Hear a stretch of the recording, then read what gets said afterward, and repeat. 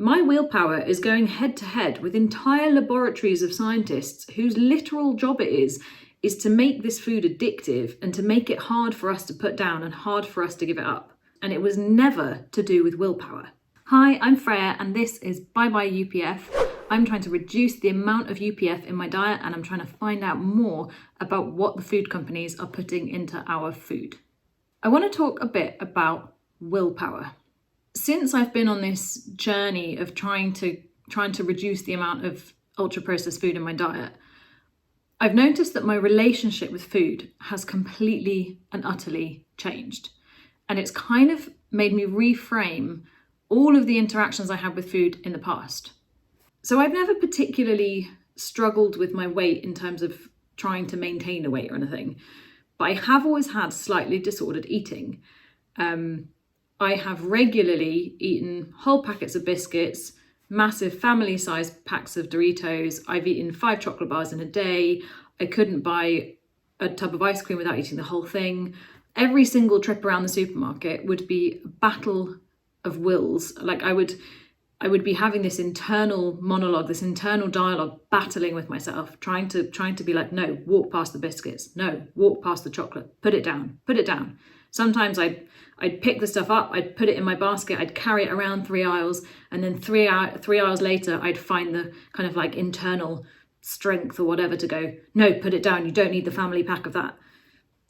And I felt so ashamed of myself on a really regular basis that I was not managing to just be a better person and not binge eat all this stuff.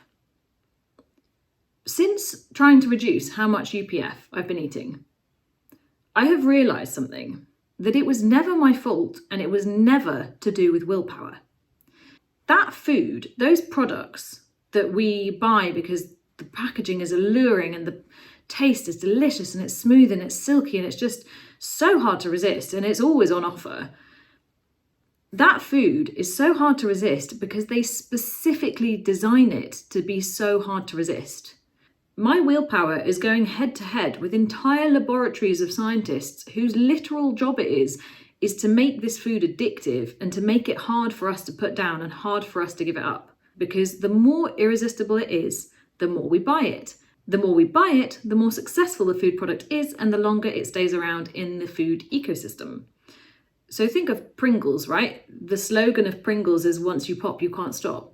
And you literally can't. I don't know about you, but I have never managed to have 2 Pringles, ever. The shape of them is designed to make the flavouring perfectly in contact with your tongue, and the way they sort of crunch, that is all planned in a lab.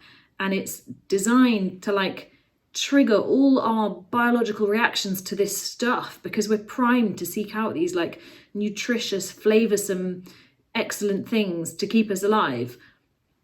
So essentially, all of this packaged food is designed to trick our body into thinking it's incredibly high value and that we must have it.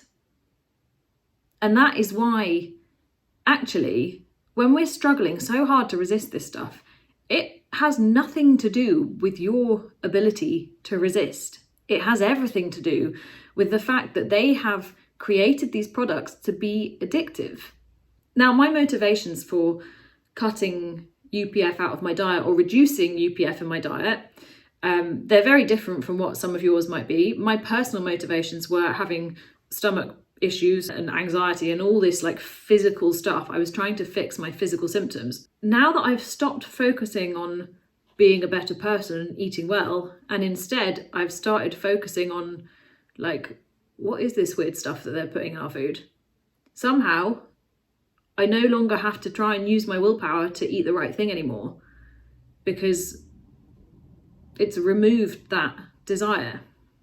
And it is so freeing.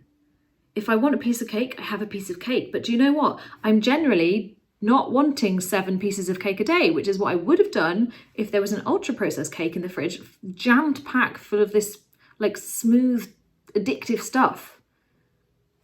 So it wasn't intentional. But by cutting down UPF, I have totally transformed my relationship with food. And now I look forward to eating stuff because I want to. And that is honestly kind of what food should be about. Let me know what you think. Have you found similar? Has cutting down or being aware of UPF changed how you think about food?